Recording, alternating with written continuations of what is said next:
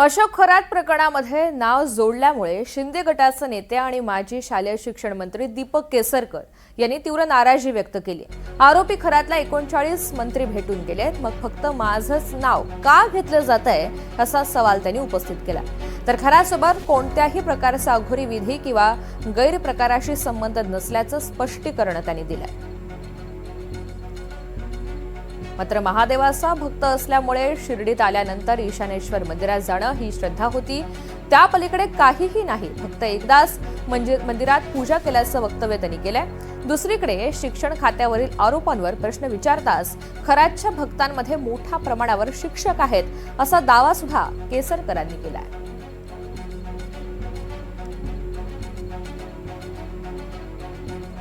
खरात प्रकरणी नाव जोडलं गेल्यामुळे आता केसरकर एकीकडे नाराज आहे, त्यांनी आरोपांच्या संदर्भात स्पष्टीकरण सुद्धा दिलेलं आहे।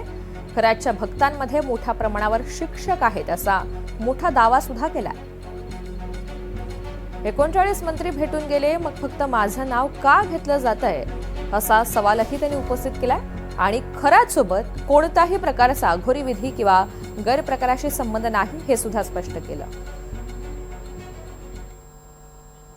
दुर्दैव आहे की मी मिनिस्टर असताना सुद्धा येत होतो, त्यावेळेला माझ्यावर पोलीस असायचे, पोलिसांना सुद्धा या गोष्टीची कल्पना नव्हती। नाहीतर मला त्यांनी सांगितलं असतं ना की असं असं आहे, किंवा त्यांच्याबरोबर असलेल्या त्यांच्या काही भक्तांच्या मध्ये अनेक शिक्षक वर्ग होते ज्यांच्यासाठी मी खूप काम केलेलं आहे। ते नेहमी आम्हाला सांगायचे की तुम्ही शिक्षकांसाठी जेवढं काम केलं कुठल्याच शिक्षण मंत्र्यांनी केलं नाही।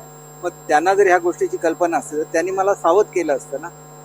त्याच्यामुळे कसं आहे की त्यांच्या व्यक्तिगत जीवनाच्या बद्दल आम्हाला कोणालाच काही माहिती नाही आणि एक ईशानेश्वराच्या भक्तीपोटी, शंकराच्या भक्तीपोटी त्यांची ओळख झाली।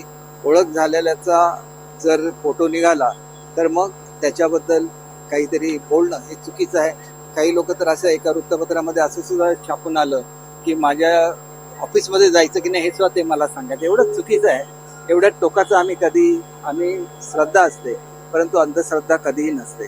त्याच्यामुळे माझ्या डिपार्टमेंटशी त्यांचा काहीही संबंध नाही। फक्त ईशानेश्वर मंदिराच्या संदर्भात त्यांची ओळख झाली आणि ईशानेश्वर मंदिर हे शंकराचं मंदिर आहे। त्याच्यामुळे मी गेलो होतो, सीएम साहेब स्वतः येऊन गेले होते, अनेक मंत्री येऊन गेले, परंतु त्यांना या गोष्टीची सुतराम कल्पना असेल असं मला वाटत नाही। अशी जर कल्पना असती तर कोणच आम्ही त्या ठिकाणी गेलो नसतो, त्यांच्याशी कुठलेही संबंध ठेवले नाही।